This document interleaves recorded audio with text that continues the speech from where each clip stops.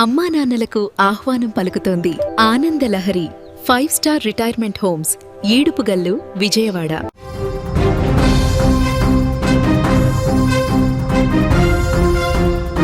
కెనడాలో ఒక్కసారిగా తూటాల గర్జన వినిపించింది. పవిత్రమైనటువంటి విద్యా దేవాలయం రక్తసిక్తమైంది. బ్రిటిష్ కొలంబియా రాష్ట్రంలోని ఒక సెకండరీ పాఠశాలలో దుండగుడు జరిపిన కాల్పులు ప్రపంచాన్ని ఉలిక్కిపడేలా చేశాయి.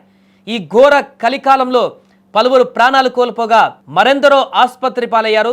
స్థానిక కాలమానం ప్రకారం మంగళవారం మధ్యాహ్నం 12:30 సమయంలో పాఠశాల ప్రాంగణంలోకి ప్రవేశించిన ఒక దుండగుడు విచక్షణారహితంగా కాల్పులకు తెగబడ్డాడు. చదువుల్లో నిమగ్నమైనటువంటి విద్యార్థులు ఆ తూటాల శబ్దానికి చెల్లాచెదురుగా పరుగులు తీశారు.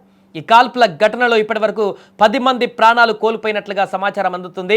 వీరితో పాటు మరో 25 మందికి పైగా తీవ్రంగా గాయపడ్డారు. క్షతగాత్రులను సమీపంలోని ఆసుపత్రులకు తరలించి చికిత్స అందిస్తున్నారు. పరిస్థితి విషమంగా ఉండడంతో మృతుల సంఖ్య ఇంకా పెరిగే అవకాశం ఉందన్నటువంటి భయాందోళనలు ఇప్పుడు వ్యక్తమవుతున్నాయి. ఈ మారణకాండకు పాల్పడినట్లు భావిస్తున్న వ్యక్తి కూడా విగత జీవిగా పడి ఉన్నట్లు అధికారులు గుర్తించారు.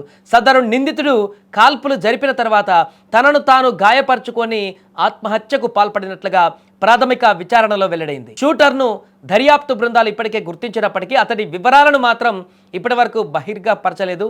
ఈ ఘటన కేవలం పాఠశాలకే పరిమితం కాలేదు. స్కూల్కు సమీపంలోని ఒక ఇంట్లో మరో 2 వ్యక్తులు మృతి చెంది ఉండడాన్ని కూడా పోలీసులు గుర్తించారు. వారు కూడా పాఠశాల కాల్పుల ఘటనలోనే ప్రాణాలు కోల్పోయి ఉండవచ్చని అధికారులు అనుమానిస్తున్నారు.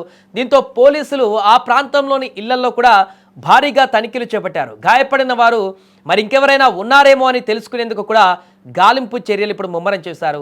ఈ ఘోర ఉదాంతంతో కెనడాలో ఇప్పుడు విషాద ఛాయలు అలుముకున్నాయి. విద్యార్థుల తల్లిదండ్రులు తమ పిల్లల క్షేమ సమాచారం కోసం తీవ్రమైనటువంటి ఆందోళనతో ఆసుపత్రుల వద్దకు చేరుకుంటున్నారు. పోలీసులు ఈ దాడులకు గల కారణాలపైన లోతైన దర్యాప్తు జరుపుతున్నారు. ఎందుకంటే ఇంత దారుణంగా విచక్షణారహితంగా చంపడానికి గల కారణాలేంటి? ఆ వ్యక్తి సైకోనా, లేకుంటే ఏదైనా ఉగ్రవాద చర్యలాగా కనిపిస్తుందా? వీటికి సంబంధించిన లోతైనటువంటి దర్యాప్తు ఇప్పుడు అక్కడ కెనడా పోలీసులు చేస్తున్నారు. కానీ ఇంత దారుణమైనటువంటి ఘటనకి ఇతను ఎందుకు పాల్పడ్డాడు, తన వెనక ఎవరున్నారు, లేకుంటే ఒక్కడే సైకోగా మారి చేసినటువంటి ఉదాంతమా ఇది?